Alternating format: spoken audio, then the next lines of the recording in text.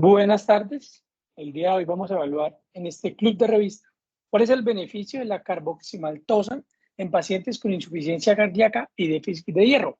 Vamos a evaluar este artículo publicado el 14 de septiembre del 2023 en el New England Journal. Para ponerlo en contexto,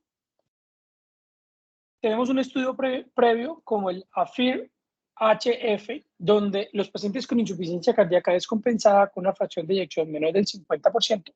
En este estudio, el uso de carboximaltosa mejoró la calidad de vida, mejoró la caminata de 6 minutos y tuvo un impacto en hospitalizaciones en los pacientes. No tuvo impacto en mortalidad, pero sí mejoró calidad de vida, caminata y hospitalizaciones. Entrando en detalle en la pregunta PICO, el objetivo era evaluar en 3.000 pacientes cuál es el beneficio desde el punto de vista de intervención de la carboximaltosa comparado con placebo, con un endpoint primario que era el compuesto a 12 meses de muerte, hospitalizaciones por insuficiencia cardíaca o distancia en test de caminata de 6 minutos. Importante considerar que los pacientes eran pacientes con insuficiencia cardíaca con fracción de eyección reducida, eran pacientes con una FEBI menor del 40%, ambulatorios. Dentro de los criterios de inclusión tenían una hemoglobina mayor de 9, menor de 3 en mujeres, menor de 15 en hombres, con criterios para déficit de hierro como ferritina menor de 100, entre 100 y 300, y saturación de transferrina menor del 20%. Que hubieran estado hospitalizados por insuficiencia cardíaca en los últimos 12 meses o con NT-proBNP aumentado en los últimos 90 días.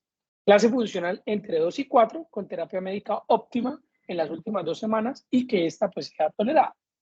Importante la metodología del estudio, es un estudio aleatorizado, doble ciego, multicéntrico, donde el punto importante y el seguimiento era cada 3 meses y cada 6 meses se evaluaba si se aplicaba carboximaltosa versus placebo, teniendo en cuenta el nivel de hemoglobina y los índices de hierro.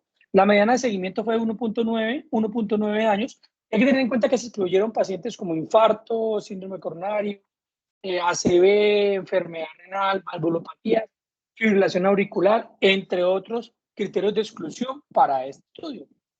Cuando ya nos enfocamos en los resultados, vemos que la tabla 1 nos muestra pacientes de 68 años, masculinos, con dispositivos como CDI, CRT, IECAS o ARAOS en el 58% estaban usando.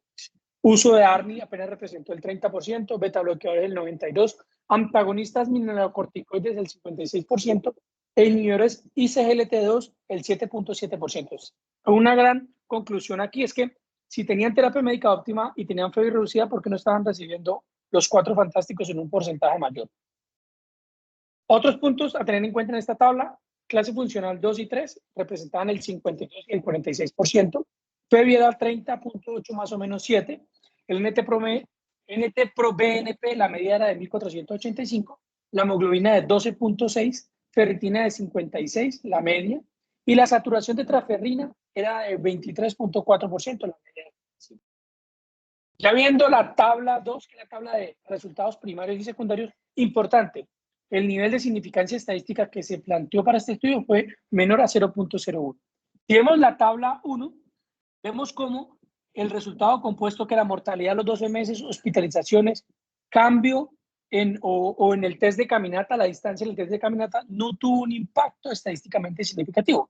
Pero si detallamos el test de caminata en los pacientes con carboximaltosa, vemos cómo los pacientes tenían, comparativamente con placebo, mayor distancia en el test de caminata. Aquí hablamos de una distancia en carboximaltosa de 8 más o menos 60 versus placebo 4 más o menos 59. O sea, desde el punto de vista estadístico no impactó, pero desde el punto de vista clínico los pacientes caminaron más. Importante que en resultados secundarios no hubo impacto en mortalidad cardiovascular, hospitalización por insuficiencia cardíaca, intervenciones para, o sea, que mejoraron las intervenciones para evitar el empeoramiento de la insuficiencia cardíaca, y ni tampoco impactó en mortalidad, como lo vemos en la figura B de esta imagen. Importante resaltar, de manera de discusión: 1, no tenemos un impacto en este estudio, en el HeartFit no hubo un impacto. 2, tampoco impactó en hospitalizaciones por insuficiencia cardíaca y no fue estadísticamente significativo en el test de caminata de 6 minutos. Importante que hay que tener en cuenta consideraciones sobre todo comparando con estudios con el CONFIR y el AFIR, es que esta población de pacientes, uno, es una población de menor riesgo, dos, la media de la saturación de transferrina era por encima del 20%. Hay que tener en cuenta que en los estudios previos y lo que se ha determinado por guías es que una ferritina entre 100 y 299, con una saturación menor del 20%, son pacientes candidatos a un manejo con carboximatosa. Otro dato importante de este estudio es que cambia el rango de ferritina, no es de 100 a 299, sino de 100 a 300, entonces es un valor, me imagino que quisieron aproximar a ser un poco más absoluto. Algo importante, además, hay que tener en cuenta en este estudio es su análisis estadístico. Uno, hablan de que hubo imputación de por lo menos 20 grupos de test de caminata, lo que los llevó a realizar estudios de sensibilidad. Sabemos que los estudios de sensibilidad generan robustez cuando un estudio inicia y durante el tiempo se cambia su metodología, pero es igual, hicieron un análisis sobre un análisis debido a la imputación que se hizo en este grupo de pacientes.